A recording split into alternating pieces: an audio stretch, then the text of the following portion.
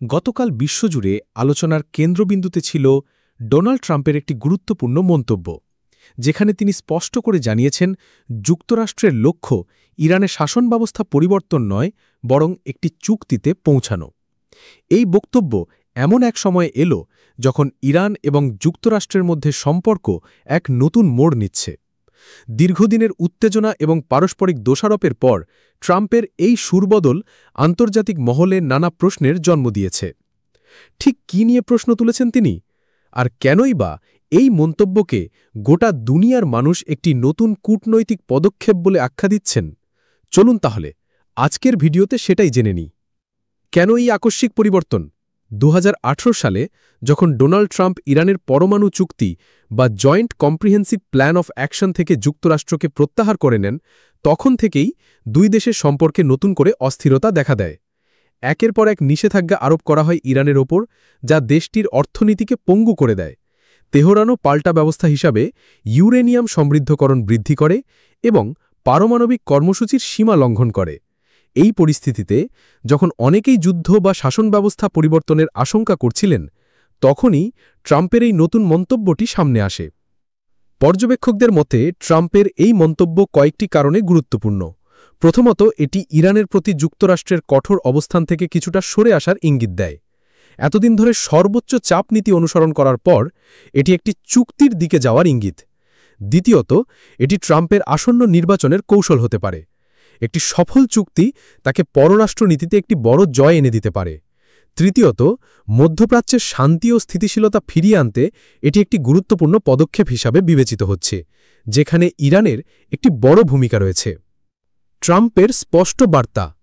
ট্রাম্পের এই মন্তব্যের মূল বার্তাটি ছিল পরিষ্কার: যুক্তরাষ্ট্র ইরানের সাথে আলোচনায় বসতে প্রস্তুত, কিন্তু এর জন্য ইরানকে তাদের পারমাণবিক কর্মসূচি এবং আঞ্চলিক কার্যকলাপ সীমিত করতে হবে।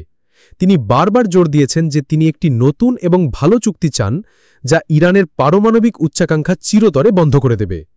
এটি সেই আগের অবস্থান থেকে অনেকটাই ভিন্ন, যেখানে ইরানের ক্ষমতা পরিবর্তন বা তাদের বর্তমান শাসন ব্যবস্থার পতনের কথা শোনা যেত।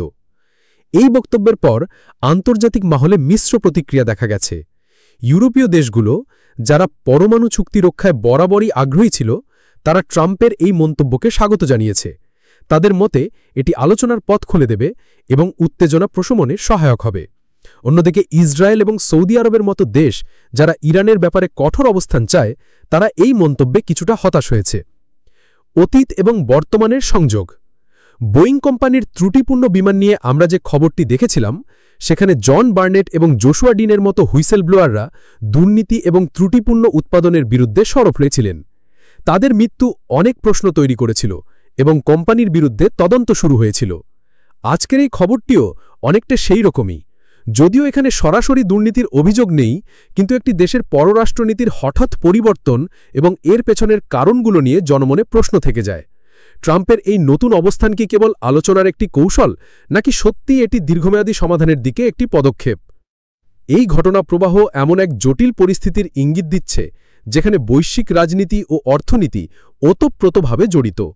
ট্রাম্পের এই বক্তব্য যেমন একদিকে কূটনৈতিক সফলতার দ্বারুন্মোচন করতে পারে, তেমনি অন্যদিকে এটি নতুন করে জটিলতাও সৃষ্টি করতে পারে যদি ইরান এটিকে দুর্বলতা হিসাবে দেখে। ভবিষ্যৎ কি বলে?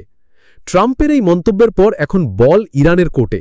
ইরান কি আলোচনার টেবিলে ফেলে আসবে, নাকি তাদের কঠোর অবস্থান বজায় রাখবে?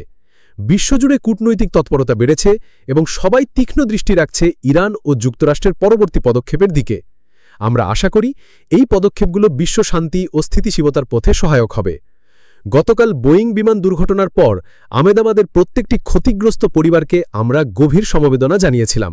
আজ আমরা প্রার্থনা করি ইরান যুক্তরাষ্ট্র সম্পর্কের এই নতুন মোড় যেন মধ্যপ্রাচ্যে একটি স্থিতিশীল ও শান্তিপূর্ণ ভবিষ্যতের পথ খুলে দেয়।